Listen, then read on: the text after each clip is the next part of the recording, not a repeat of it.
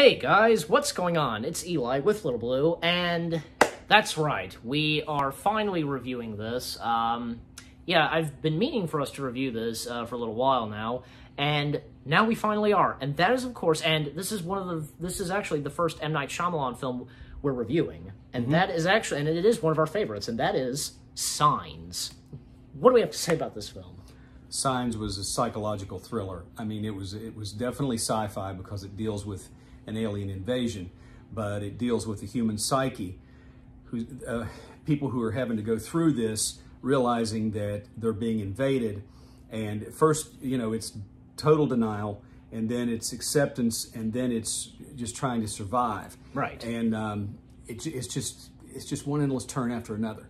And very suspenseful, keeps you on the edge of your seat the whole time. One of my favorite movies. I know. The cast in this, like, because you have Mel Gibson and Joaquin Phoenix. Yeah. You know, actually, because I found out about this, that Mark Ruffalo was originally supposed to play Joaquin Phoenix's role. Oh, really? That's interesting. Meryl, yeah. So, yeah, Meryl. But I think, like, he had to drop out or something. I guess it was another movie that Mark had to do. Yeah. But Joaquin Phoenix took the part. And actually, you know what?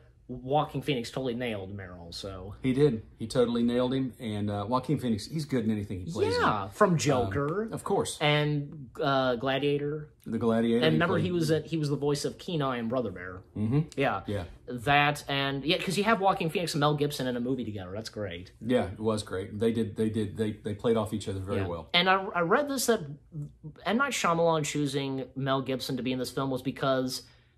I forget how it goes, but, like, I guess how I'm going to try and put it is, like, you know, Mel would be the one, like, protecting his family or something like that. Yeah, exactly. And you see... That's the best I can put it. Good character development throughout, and you learn a lot about their backgrounds. You know that Mel Gibson's character was a priest. Yeah. As was, you know, and his brother, Joaquin Phoenix played. Meryl. Yeah, he was a baseball star. That's right. And he just never really did anything with his life. Ran into some problems, but was, you know, hoping to join the Army, and probably did at some point. But it was really interesting to see how you could see the emotion that kept building. And when they nailed themselves in the house and they boarded themselves up to protect themselves from these aliens, didn't even know if they could do it, but they did, and kept them out. But it was that whole emotional, how it all played out while they were, you know, holed up in that house. Exactly. With each other, and the tension that built, but, you know, love overcame, and they pulled it together. And the two kids in this, you know? Yeah, the two kids were Rory Culkin and Abigail Breslin. They play Morgan and Bo. They were good. Is it me, or, like, because the kids were talking like adults, and the adults were talking like kids. That's exactly right. Especially Morgan, not Morgan, Morgan, yeah. Morgan, he was the one that knew all along that they were aliens, and he knew they were coming. Everything that Morgan was saying, like his dialogue, is wow, you know? Yeah, exactly. Smart kid and everything else. Very smart kid. And, of course, Shyamalan, he has a part in this. Yes. As Ray, and he's the one, because Mel Gibson, because...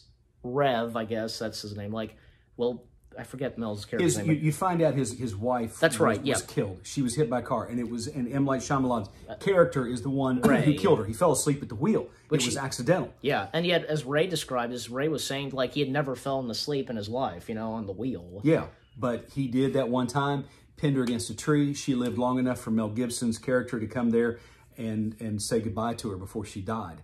And there's little keys, and part of this, the reason the movie is called Signs, is because there's little things that happen throughout. And the last thing she says to tell her brother, to tell his brother, tell him to swing wide or swing high. Swing away. Swing away. Swing away. That was it.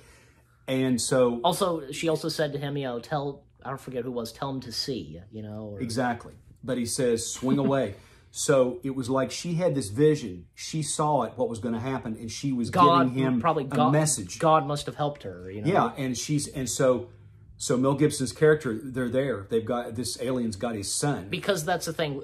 That's the only alien that's still on Earth and is dealing with them, you know? Right. And so he has says, a hold of Morgan. He says... Has him hostage. He tells... Meryl, swing away. Meryl, swing away.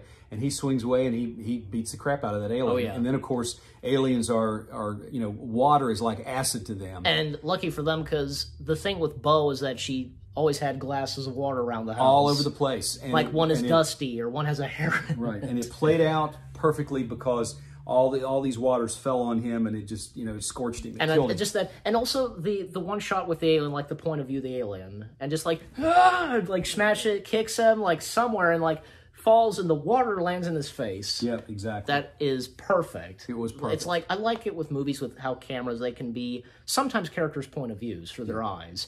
And for Morgan, because at one point, because the alien did grab a hold of him by a window, and because of his asthma, and the alien did poison gas on him. But lucky for Morgan, his lungs were shut closed. Yeah, and Mel Gibson's, giving him the injection, says, please let his lungs were closed. His lungs were closed. He couldn't breathe. He couldn't take in the gas. He's not poisoned. He's okay.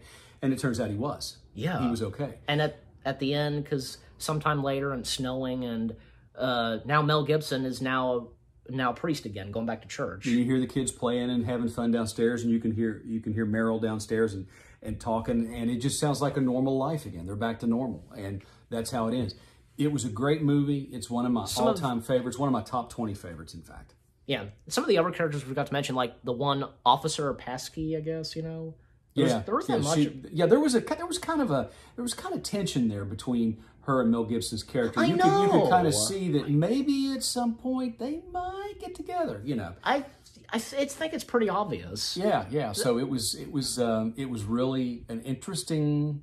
It was really an interesting movie, and the way, like I said, the character development and the way it built, they built off each other and played off each other. It was very well done. And also the music in this, James Newton Howard, you know, Yeah, absolutely. This music was great. He nailed it. Oh yeah, he did a couple other music and scores for M. Night Shyamalan's films. Yeah, and the way the music is, dun dun dun dun dun, it's so good. I know. It gives you that sort of a psycho feel. It gives you that feel because that part with dun dun dun, it's like something's about to happen. The build up and such. Exactly.